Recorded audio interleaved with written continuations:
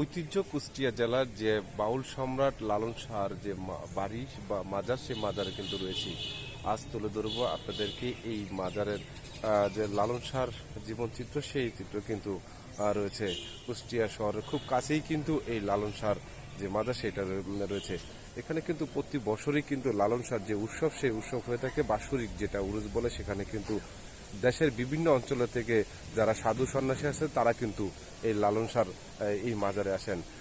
আমি এই মুহূর্তে রয়েছি যে লালন শাহর যে মাজারে, সেই মাজারে যদি এখানকার যে পরিস্থিতি তুলে ধরি, বা এখানকার যে বাউল সম্রাট যে লালন শাহ ছিলেন, যিনি সাধক ছিলেন, মানুষের কথা তুলে ধরতেন, মানুষের যে আত্মার হৃৎপিণ্ড বা প্রতিবাদী সেই ভাষা কিন্তু তার গানের মাধ্যমে কিন্তু তুলে ধরেছিলেন কুষ্টিয়ার এই লালন শাহ। লালন শাহর মাজার বা লালন শাহর আখড়া হচ্ছে বাউল সম্রাট লালন শাহর কবরস্থান, এবং এই কবরকে কেন্দ্র করে তৈরি হয় একটি মাজার।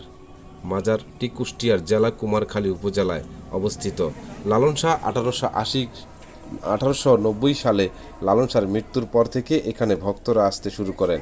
লালন শাহর এই মাজারকে কেন্দ্র করে বছরে 2টা উরুস অনুষ্ঠিত হয় এই লালন শাহর মাজারে। ইতিহাস, ঐতিহ্য ও কীর্তমানবর এলাকা এই কুষ্টিয়াতে। এই কুষ্টিয়ার সার্বিক চিত্র যদি বলি, এখানে যে লালনের যে মাজার রয়েছেন, সেই ইতিহাস ঐতিহ্য কিন্তু তুলে ধরবো আজ। আধ্যাত্মিক সাধক লালন শাহর বাসস্থান ছিলেন সেউরিয়া গ্রামে। 1890 সালে 17 অক্টোবর শুক্রবার তিনি মারা যান। তিনি এই সেউরিয়া স্থানেই ও ভক্তদের দীক্ষা দিতেন।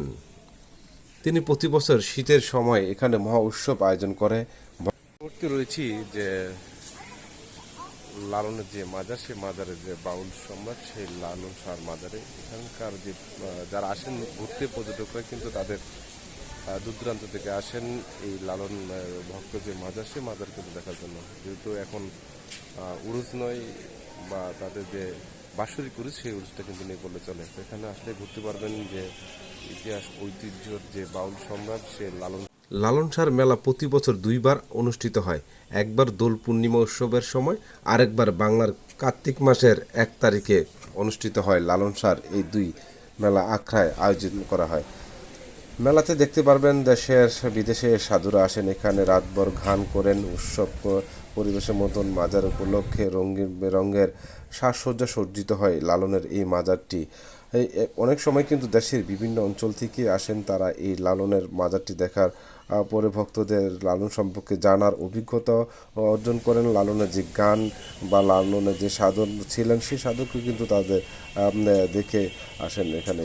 লালনের পাশাপাশি রয়েছে একটি তার মিউজিয়াম। সেই মিউজিয়ামে রয়েছে লালন শাহর বিভিন্ন ধরনের ছবি, আকৃতির পাশাপাশি তাদের বংশ পরম্পরার যে সাধু রয়েছেন তাদের কিন্তু এখানে এই মিউজিয়ামে ছবি রয়েছেন।